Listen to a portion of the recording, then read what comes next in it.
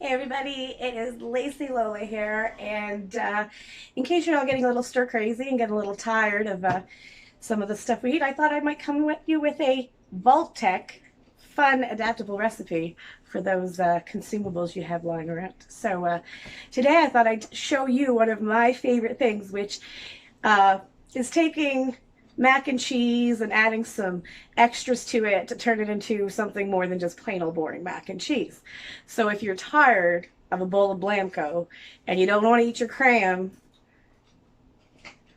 stick with me. I got you covered. What you're going to need is some Kraft, well, we call it Kraft dinner, but Blamco mac and cheese, if that's what you got on hand, whatever instant mac and cheese you have. You need a can of cream soup. I'm sure if you got that, it's in everybody's cabinet. I like it with a can of peas. I really do. And some Cram. I have cans of ham, but whatever you got on hand, you need like a canned ham for this, okay? And I also have some crushed up potato crisps. Now you can use breadcrumbs or crackers crushed up or whatever. And I mean, we're lucky around here. I got some cheese, so that also makes it better. So first thing, what are you going to do?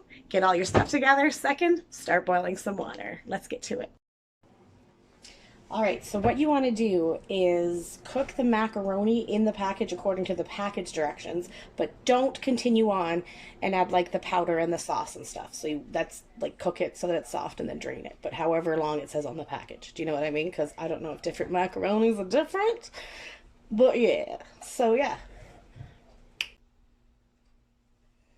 So what you want to do is take your noodles that you have now cooked and drained, and you're going to want to take your cream soup. So I have cream of mushroom, but you can use cream of celery or whichever cream soup you like, but just like a concentrated, what is it? Cream of soup. And you want to mix it in, and that's going to be kind of the juicy bits, right? Then what you're going to want to do is take the powder package, bam, and pour that all in and mix that around. And it's going to be a lot thicker than normal. I mean, to me anyway. I make my mac and cheese, instant mac and cheese anyway, a little runny. But this is going to be a little bit wetter, but thicker than normal. So you have that. Then what you want to do is add your peas. Now, I leave the water in the can, and depending on how very thick this is, if I think I need it to be a little bit runnier, I'll add the pea water. That sounds just horrible now, doesn't it? But I think this actually should be good, so I'm going to take most of it out. Throw that in. Oh, yeah. I know, canned peas are so weird, but give that a mix. And then the next thing you want to add is your canned ham. So if you have Spam, you want to cut it up into cubes. I just have this can of flakes of ham. Isn't that like weird, disgusting looking? Anyway, cube it up. It's always nicer if you can have it in like chunks, because then you get a chunk of it when you're taking a spoonful, as opposed to flaking it up, because this you could actually flake up for like a flaked ham sandwich, if any of you ever. But what you want to do is keep going, throw that in there, do it, and mix that. And then what you're going to do, I mean, you technically could just eat it like that, right kind of out of the pot into a bowl, add some salt and pepper or whatever, but I think it actually just takes it up a notch and makes it that extra little bit more, because it's already like super cheap, easy, you know, quarantine food, because you probably have all these things in the cupboard. What you're going to want to do is take it and put it into a casserole dish, literally. Plop it in. This is not the like sexiest of things, obviously, but it is good. It's like one of those kind of foods you remember eating as a kid, so you always have a special place in your heart for it. Now this is where we make it a little bit more.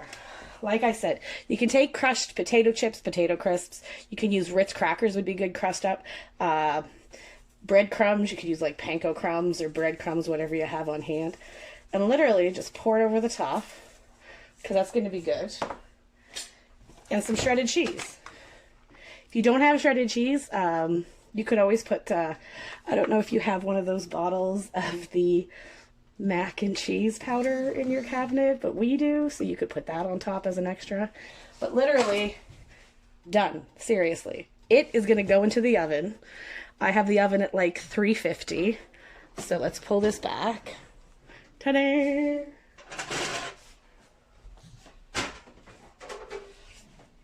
So I put it on a pan, just in case.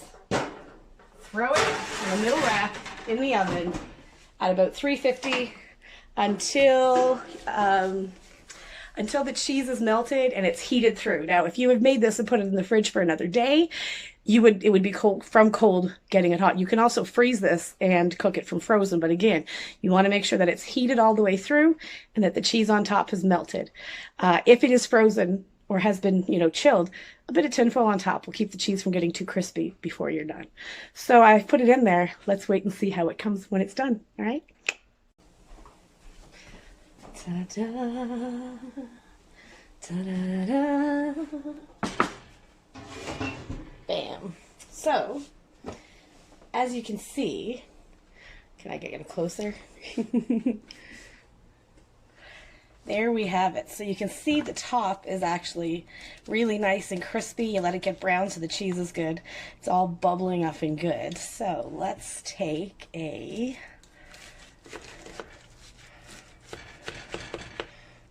see? Take a nice big spoon of that. Oh, making a mess, but that's...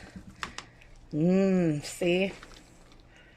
So what it does, as you can see, this is one of the things we used to have, childhood deliciousness.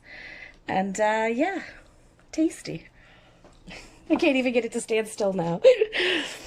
But yeah, as you can see, so this is what I was talking about when I said the shaker of topping. I take my mac and cheese seriously, and so you can add a little bit of that. Salt and pepper to your own taste, and enjoy. And remember, stay in the vault.